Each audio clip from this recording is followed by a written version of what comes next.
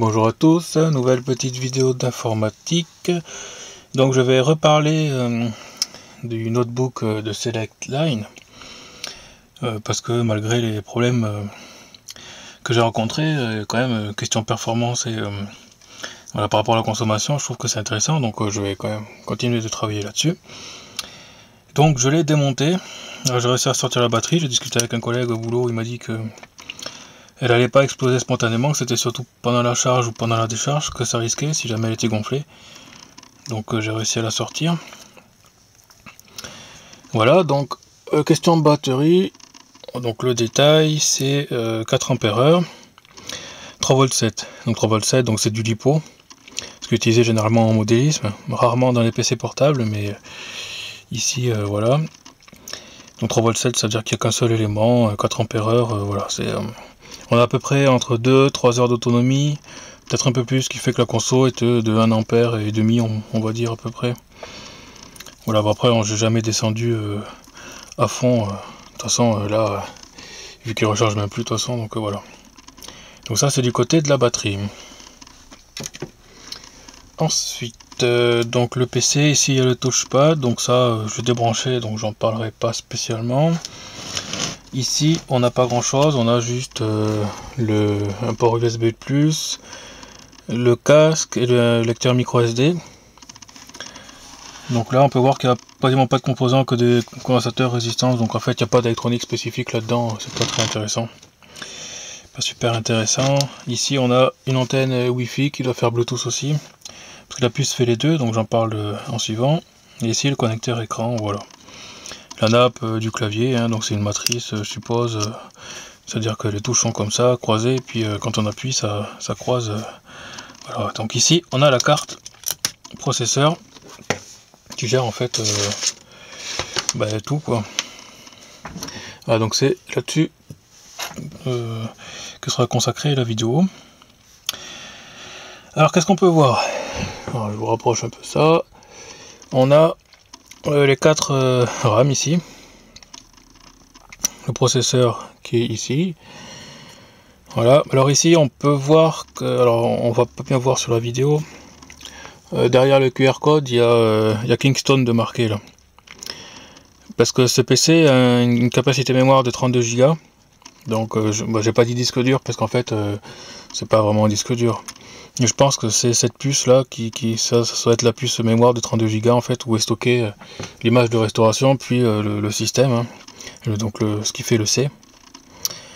Voilà, donc en dessous ici c'est du GL850G, donc ça c'est un hub USB 4 ports. Alors j'ai réussi à trouver de la doc, je l'ai pas loin. Alors si je fais ça en fait c'est parce que par rapport au driver, si jamais je vais installer un autre système d'exploitation, il faut que je sache exactement ce qu'il y a comme composant. Voilà, donc sous Windows on peut récupérer les drivers, mais je voulais quand même savoir exactement en fait de quoi c'est composé, puis ça peut peut-être intéresser certains. D'ailleurs il y a une personne qui m'a demandé si c'était pas des composants d'une tablette, donc c'est une remarque intéressante parce que c'est possible que ce soit de toute façon plus ou moins la même chose. Donc voilà, donc là j'ai imprimé qu'une seule page, hein, je voulais pas imprimer toute la doc.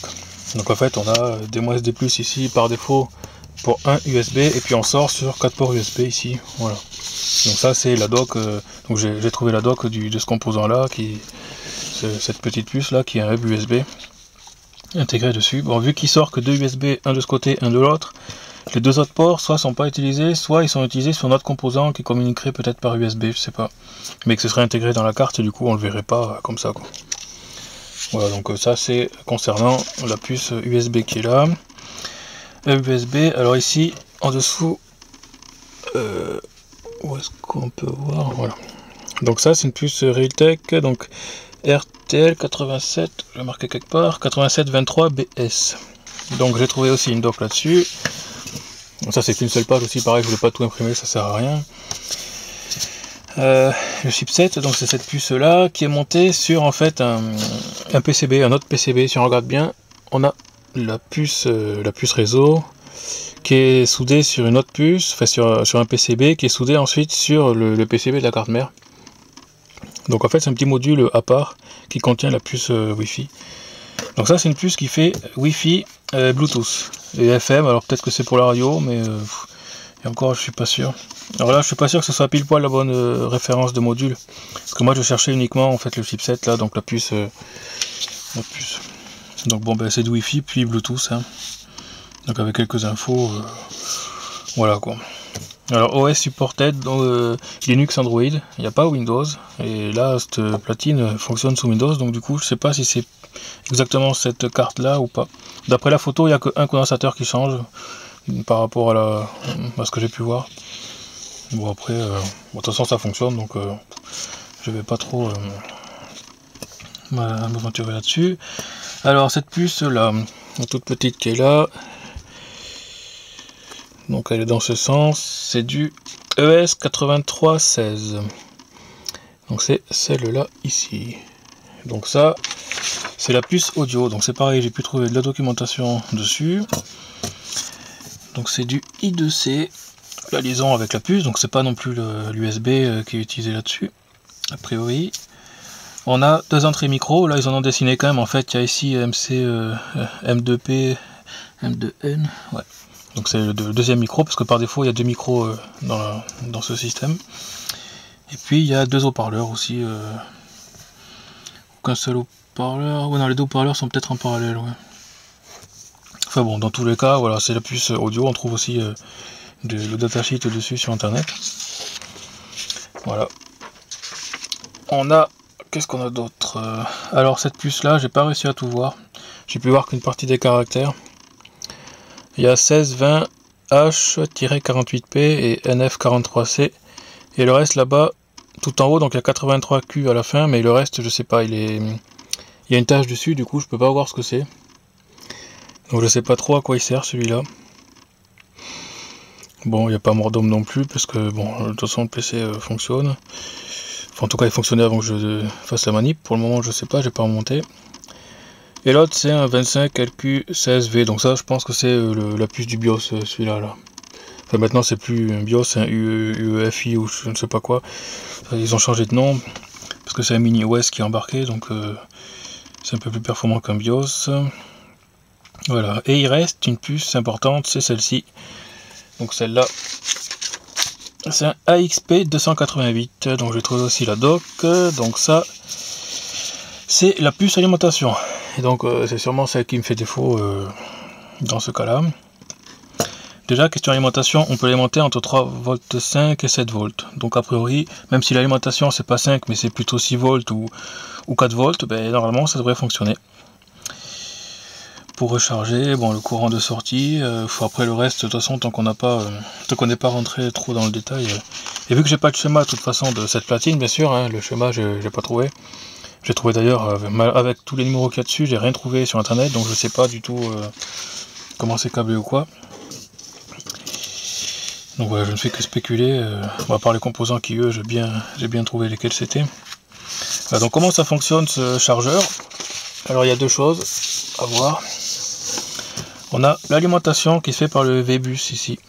Donc ça c'est ce qui vient parce que l'entrée d'alimentation ici c'est un 5 volts sur la carte, c'est un petit ici, là on envoie du 5 volts jusqu'à 2 ampères et demi. Donc c'est l'alimentation qui rentre là-dedans, qui passe par la puce. Et si on regarde, donc le V-Bus c'est celui-là, c'est du 5 volts. Le V-Bus est ici. Et ensuite, donc dans la doc, là j'ai imprimé que 2 feuilles, mais dans la doc il y a 110 pages je crois. Donc voilà, il y a pas mal de trucs si on veut. Parce que c'est une puce donc qui gère tout ce qui est la charge. L'alimentation, elle fait aussi les alimentations vers les autres puces en fait. Donc il y a plusieurs sorties. C'est pour ça que sur la platine, là, si on regarde bien, il y a tout plein doit y avoir des selfs, puis des résistances là, des condensateurs tout autour là, parce que c'est la puce qui gère toute l'alimentation en fait du système. Voilà. Et la charge batterie. On peut voir qu'il commute automatiquement en fait, donc la batterie est ici, l'alimentation 5 volts est ici, donc soit IPS out en fait c'est la sortie, bon, ce schéma est pas complet mais si on le récupère ici, on voit qu'IPS out il va V1 3, 4, 5, donc toutes les entrées et ensuite les sorties qui sont abaissées en tension, c'est à dire on a une tension d'entrée qui est là, qui est reportée ici, une tension, et en sortie il y a 6 alimentations à découpage en quelque sorte, voilà. Donc ce qui fait qu'en fait tout est régulé par cette puce là. Donc je pense que la tension de la puce audio, de tout le reste, c'est généré par cette puce là qui fait toute l'alimentation. Et donc on voit bien que il y a le courant qui sert à charger la batterie, donc c'est lui qui pilote en fait la charge de la batterie, et qui fait la commutation, soit alimentation extérieure, soit la batterie, en fonction de s'il y a ou s'il n'y a pas. Donc apparemment il serait compatible aussi s'il n'y a pas la batterie. Il va juste détecter qu'il n'y a pas de batterie, et normalement ça devrait quand même fonctionner. Donc pour le moment j'ai pas encore pu faire l'essai, parce que je voulais d'abord faire la vidéo sur la partie hardware en fait, voilà tout simplement, avant de remonter ça dans le PC. Je voulais être sûr, voilà, je voulais vous faire une vidéo comme ça, pour ceux qui sont intéressés, pour savoir comment c'est fait dedans. Comme ça, voilà, ici on voit mieux les alimentations en découpage, donc c'est du buck. On hache en fait la tension d'alim. On la hache à travers une self et un condo, et du coup on a une tension qui est lissée en sortie, et puis qui alimente toutes les puces électroniques derrière. Voilà, donc ça c'était c'était juste une petite vidéo là-dessus, si ça vous intéresse. Alors il y a aussi une autre petite chose, ben, c'est tout simple, hein. Donc on peut voir qu'ici on a un pad thermique, et ici aussi un autre pad thermique. Donc ça en fait, quand on présente à peu près la puce à son installation, on peut voir que ça correspond à la surface d'échange en fait derrière le processeur principal ici, et derrière la puce celle-là, donc la puce qui gère toute l'alimentation. Donc ça c'est le processeur, la puce d'alimentation, et si on regarde le boîtier qui est un peu plus loin ici, donc quand on vient refermer, en fait on a ces pads thermiques aussi qui viennent se mettre par dessus. Donc là quand on met cette puce là, les pads thermiques en dessous là viennent plaquer ici le PCB, qui fait que ça va diffuser la température dans la plaque ici, les calories puisque ça chauffe, hein, c'est un PC, donc de toute façon tout processeur chauffe. Et ensuite on a les pads ici, ceux-là qui viennent se coller par dessus, ici donc pour le processeur, et puis celui-là pour l'alimentation, quand on referme le PC. Et du coup ça dissipe les calories par le dessous, ici le dessous du PC. Voilà. C'est aussi un des avantages, c'est que c'est silencieux puisqu'il n'y a pas de ventilateur, c'est un refroidissement passif, hein, qui se diffuse simplement. Voilà. Donc un petit détail, quand j'ai démonté la batterie ici, en fait j'ai dû faire sauter la plaque ici qui était là, parce que je savais pas trop comment démonter la batterie, donc finalement j'ai utilisé un réglé que j'ai glissé, donc la batterie était ici, elle était tenue avec 3 bandes de scotch double face, hein. Elle était là. Et donc pour la faire sauter, ben, j'ai fait sauter la plaque ici qui était tenue juste par le côté. Donc il y avait des vis sur le côté, mais ça c'est démonté quand on ouvre le capot. Et il y avait des petits picots ici en fait qui étaient fondus, et qui faisaient que ça, en fait c'est une tige qui a été fondue, qui s'est écrasée, et du coup ça a gardé le capot par dessus. Donc ça j'ai fait sauter, c'était tout simple, et ensuite j'ai glissé un réglé là pour essayer de pousser un peu, de décoller, voilà quoi. Donc, mon collègue m'a dit que ça posait pas de problème si elle était un peu pliée, qu'elle allait, même si elle gonflait, elle n'allait pas exploser comme ça, que normalement c'était juste si on faisait un court-circuit ou si on la chargeait en courant un peu, alors qu'elle est endommagée quoi. Bon voilà, lui c'est un pro des batteries, donc du coup voilà, c'est pour ça que je l'ai démonté, parce qu'au début j'étais pas trop chaud, j'avais un peu peur que ça me pète à la tronche, hein. Et finalement voilà, donc merci. Voilà, donc la puce, voilà, la carte mère, le processeur, la RAM, le disque dur, façon de parler, l'alimentation, c'est là, je sais pas. Peut-être la gestion du clavier, peut-être du coup, vu qu'il est du côté du clavier. Puis voilà quoi. Il doit y avoir une puce écran aussi, mais c'est peut-être le processeur qui gère aussi l'écran. Je sais qu'il y a certains processeurs qui ont à la fois le CPU et le GPU, tout intégré, je sais pas. En tout cas derrière il n'y a rien, à part il y a 3 LED ici là qui font le report sur le dessus du PC, puis voilà. Donc c'est un système compact et qui fonctionne quand même bien quand ça marche, voilà. C'est pour ça que je vais le garder, surtout pour la faible consommation, je répète, hein, c'est pour notre autonomie, donc c'est quand même très pratique quand ça fonctionne. Voilà pour cette petite vidéo. À plus.